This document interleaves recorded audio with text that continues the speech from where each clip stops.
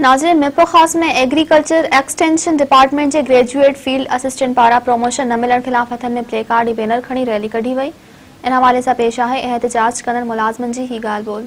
Agriculture graduate association से ताल्लुक असो है, तदें तो असांजे 10 सालन का प्रमोशन नथो कयो वने। जी तो असां प्रमोशन के सिलसिले में असां हर दरवाज़ो खड़कायो है। जी DG office agriculture extension minister जो है उन ताईं पहुता आहियूं ऐं असांजो जेको आहे सिंध सेक्रेटरीट में असांजूं दरख़्वास्तूं रिपोर्टूं सभु वियूं आहिनि, पर असांखे उन का प्रमोशन नथी ॾिनी वञे। ऐं असांजा उन कमेंट्स डिस्ट्रिक्ट लेवल से कमेंट्स विया आहिनि त बाबा जेके आहिनि अहिलनि खे त ॾिनो वञे, जॾहिं न अहिलनि खे ॾिनो वेंदो आहे, पर असां अहिलनि खे बि नथो ॾिनो वञे। फील्ड असिस्टेंट ग्रेजुएट जो MSc करे वेठा आहियूं ऐं PhD पियो कयां न।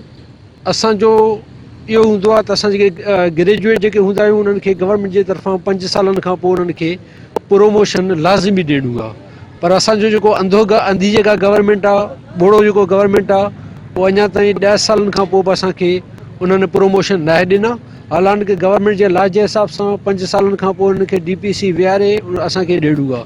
हाणे हिकिड़ो जेकॾहिं PhD होल्डर उहो जेकॾहिं 11 ग्रेड में हुजे ऐं पोइ त मुंहिंजे ख़्याल में गवर्नमेंट खे शेम आहे न, शर्म अचणु घुरिजे। असां गवर्नमेंट खां रुगो मुतालबो पिया कयूं त महिरबानी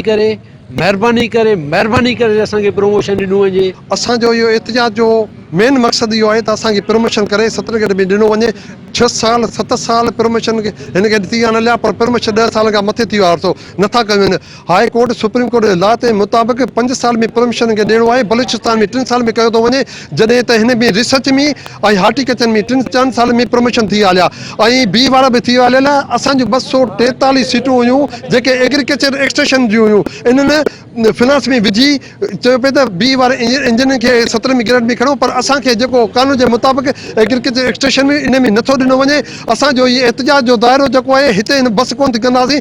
असां DG ऑफिस हैदराबाद में बुख हड़ताल ते वेंदासीं। अगरि असांजे प्रमोशन जो हिननि वधीक इम्तिहान वरितो त पोइ अञा बि असां दायरो वधाईंदासीं।